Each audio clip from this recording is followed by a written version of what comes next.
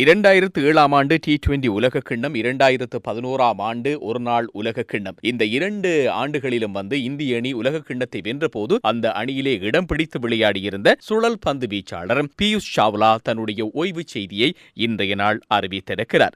2006 ஆண்டு அவருக்கு டெஸ்ட் போட்டிகளுக்கான அறிமுகம் கிடைத்தது அவருடைய 17வது வயதில். அதற்கு பிறகு 2007 ஆண்டு ஒருநாள் மற்றும் T20 அணிகளில் அவருக்கான வாய்ப்பு கிடைத்திருந்தாலும் கூட 2012 ஆண்டு வரை தான் அவரால் போராடக்கூடியதாக இருந்தது.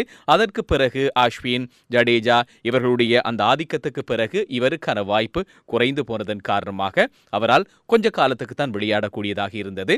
ஆனாலும் கடந்த ஆண்டு வரைக்கும் IPL ஆட்டங்களிலும் ஆடிக்கொண்டிருந்தவர் கடந்த பருவ காலத்திலே மும்பை அணிக்காகவும் விளையாடியிருந்தார் என்பதையும் ஞாபகப்படுத்த வேண்டும். இப்போது அனைத்து வகையான சர்வதேச போட்டிகளிலும் இருந்து தன்னுடைய ஓய்வை அவர் அறிவித்திருக்கிறார்.